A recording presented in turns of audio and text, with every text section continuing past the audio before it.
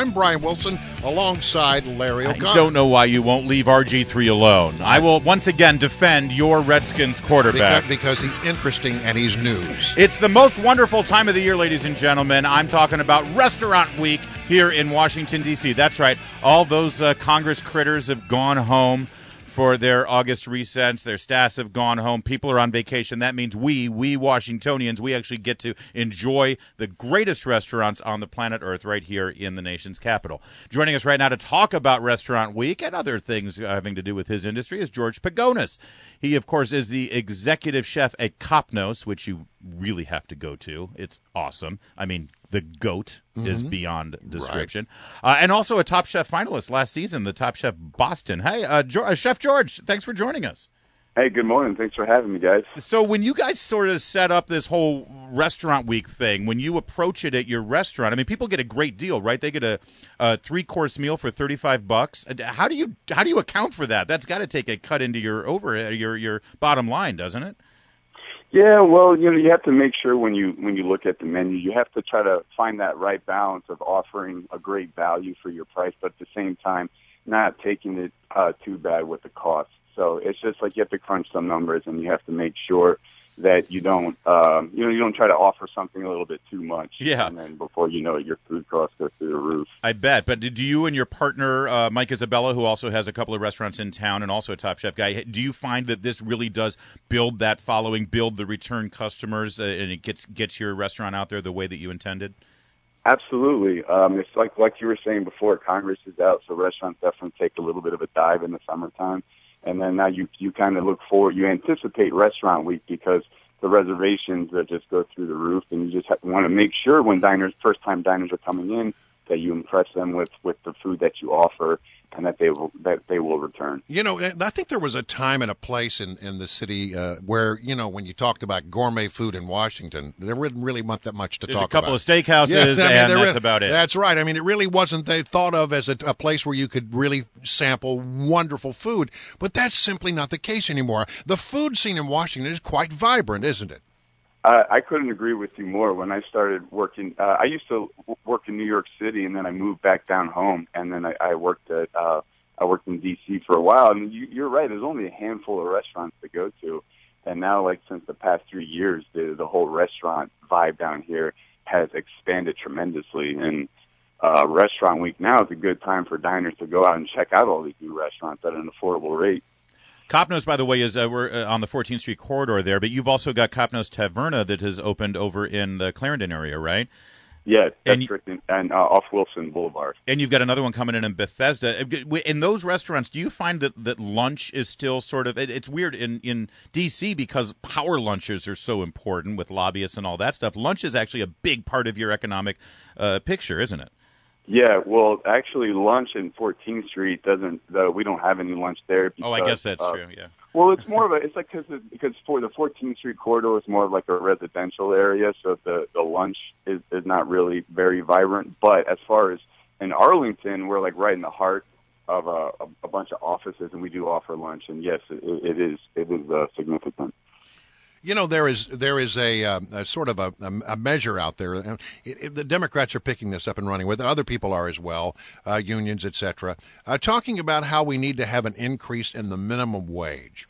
And I just wanted to divert from our conversation about Food Week for a moment to talk about this, because a lot of people in the restaurant industry especially are saying, this would be a horrible thing for the restaurant industry. It could well run some people out of business. So, get your perspective on this. Is this something, if we were to increase the minimum wage to $15 an hour, as many people are proposing, how would it impact your business? It would impact my business significantly. I have especially Kapnos on 14th Street is a major operation, and in order for me to sustain something like that, at the end of the day, in my opinion, I feel like the consumer is going to suffer because I can't charge the same prices as far as my food goes with a dramatic increase in wages.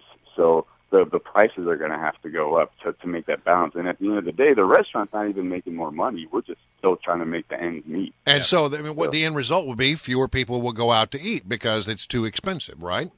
Correct. And then also then you're looking at more higher unemployment because you're going to try to slim down your staff as much as possible. Yep, it's true, and now we're seeing this advent. I went to a Red Robin. Please forgive me, Chef. I went to a Red Robin with my kids. I like the commercials. Red Robin. And it came time to pay the check, and the waitress pointed me to a tablet, like an iPad sitting there, and I got my check and paid my check all there. The waitress really did. The server ended up doing a lot less work than normal because they had to cut back their staffing, and I wonder if that's sort of a trend that we'll see. If you have to start cutting back on servers because you have to pay them more, you'll start automating things. Or McDonald's is looking at this now. Yeah, I feel like that'll probably happen more towards like the fast casual sector in the restaurant business. I feel like a restaurant on the level of Kapnos will definitely be one of the last places. Like especially for us, like I'm sure we're going to try to find ways to mainstream things a little bit more. But as far as automated things go, I doubt we'll get into that. George Pagonis is our guest. He's the executive chef at Kapnos and partner, by the way, I should say, and also is a Top Chef finalist. I have to say, I'm a fan, despite the fact that I know that you're a Redskins fan, but you started to go for the Patriots a little bit there just because of your. Why don't you explain what happened with Top Chef and Gronkowski there at one of your challenges? Well, we're obviously Top Chef was filmed in Boston, and Rob Gronkowski was the guest judge. And growing up, especially like when I was in like my college days, like New England was winning everything, and the Red Sox were winning everything. It's just it never ended with Boston. So I don't have anything personal against Rob Gronkowski. It's just that like I hate the Patriots. I hate like all the New England teams. So, and then everybody on the show, like they kept asking, "Hey, are you a football fan?" And then like, May, Melissa, and all them, they're just like, "No." I'm like, man, I got to say something, right? So yeah, obviously I got a little vocal. But the challenge, if I remember right, was to make a sausage, and you won that challenge, didn't you? Gronkowski actually said, "My buddy George, the Redskins fan, is actually the top guy here." Yeah, no, I did win the challenge, and I got immunity later for that elimination challenge in that episode. So during the Super Bowl, Chef George is out there on Twitter, rooting on the Pats there. That's all right. We Redskins fans will forgive you for that one, Chef. Yeah, well, considering this past season, I gotta cheer for somebody, right? I gotta really quick before we're gone. I love going down to Kapnos, by the way. I recommend it to anyone, and it's great to sit right at the bar there at the pass so you can watch Chef George and his team in action. But I love your octopus, and your octopus that you make there has a nice char to it. Yeah. Ironically, the dish that got you eliminated on Top Chef there toward the end was octopus, and the judges said that it was too charred. Now, honestly, did you prepare it the way you prepare it at the restaurant, and the judges didn't get it? I prepared it the exact same. I didn't burn it. I didn't quote unquote overchar it. Yeah. It's all about preference, and I guess some people feel like the char offers a little bit too much bitterness for them. So. Say it, George. Tom Colicchio doesn't know what he's talking about when it comes to octopus. Just say it. Yeah, what do you want me to say? I've been eating octopus since I was a kid, going to Greece every summer with my family. And that's how we eat octopus, and that's how I know how to eat octopus. So that's how I prepare it. All right, you're Top Chef in my book, Chef. Thanks so much for joining us today. It. Yeah, have fun with Restaurant Week. That's George Pagonis. It's a tough. Am I gushing? I like my Top Chef. Yeah, it's almost like you're a fanboy here.